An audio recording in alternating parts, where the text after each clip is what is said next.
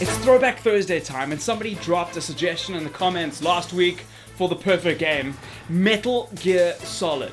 What better game to throw back to? It's one of my favorite games of all time and ate up all of my study time in matric. But before I start, make sure that you smash that like button. Subscribe if you want to see more of these videos or other gaming videos, especially from a stupid South African like myself. And make sure you check out the cards in the top right hand corner of this video.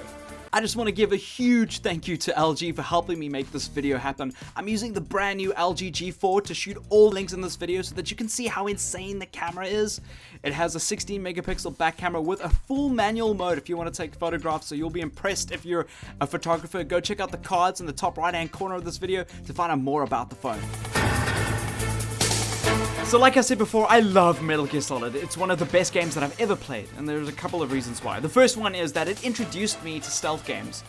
I know that that kind of stuff is quite common at this point in games, but nothing ever really compared to what Metal Gear Solid did and what it introduced to the scene at the time. It also had that 3D sensibility, which made stuff way more challenging and more realistic than anything at that point, as I can recall. The game was launched in 1998 on the PlayStation 1, and all the game mechanics were so good that even the VR training levels that they had in the main menu were so much fun. These were these levels where you'd have like kind of like a matrix mesh, and you'd have to work your way around this environment, but it would just use the bare bones game mechanics to play through them, and they were awesome. How it worked was that you would have to remain unseen until you were caught, and if you were caught, it would change the route of the patrol, and they'd come and find you, or you'd get killed. There'll be some kind of heavy trade-off. And it's a game mechanic that you might see in a lot of games these days, but they had a cone-shaped vision that the guard patrol would like kind of see you in. And you see that in a lot of games, but like nothing it was like it before. Like it came from Metal Gear Solid. It added an element of tactics that I had never played before in a video game, and placed emphasis on not killing your opponent as opposed to just killing them like you would in most other games. You were rewarded for just being sneaky. The story was a little bit crazy, but it had me hooked, and the crazy characters that you bumped into made the game interesting and unexpected in ways that games like Siphon Filter just didn't do at the time. The boss fights were, I don't know how to put it, like completely bonkers is probably the best description. They really had you thinking. It was like Hideo Kojima, the game director, really felt that the game was like a video game and not some kind of simulation machine that some other games are trying to do, this hyper-realistic thing. And that was kind of weird in and of itself, because it was trying to be really hyper-realistic in other places, like how much stuff that you collected and how big your backpack was and weird stuff like that. Anyway, back to the boss fights. There was this one boss, for instance, his name was Psycho Mantis. He was really strange because he had this ability to read your mind and preempt every maneuver that you had while you were playing the game.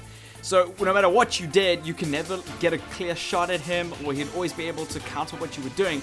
So the unusual way to deal with this was to unplug the player 1 controller out of the player 1 slot and plug it into the player 2 slot of your PlayStation 1 so that he couldn't read your mind. It was completely lateral. It was totally out there. Not many games today even do this kind of thing, anything that crazy, unless they're indie games or something and trying to do something different. And this is 1998! And how could we forget about that awesome music and sound effects that the game had? Like every time I have a message coming in, I hear that noise and I freak out. Man, Metal Gear Solid, what a game. It really like brought me back to gaming at a weird stage in my life when I was like trying to get rid of it because I was more on the nerdy side of school and class, so I really have a high place in my heart for that game. Thank you so much for watching. Make sure that you subscribe and smash that like button and check out the cards in the top right hand corner of this video. There's a link to the playlist where I have all my Throwback Thursdays, so you can go check out the rest of them. I've got a whole bunch of other videos on my channel if you're into video games, so you can go make sure that you go check that out. Until the next video, high five a stranger, adios.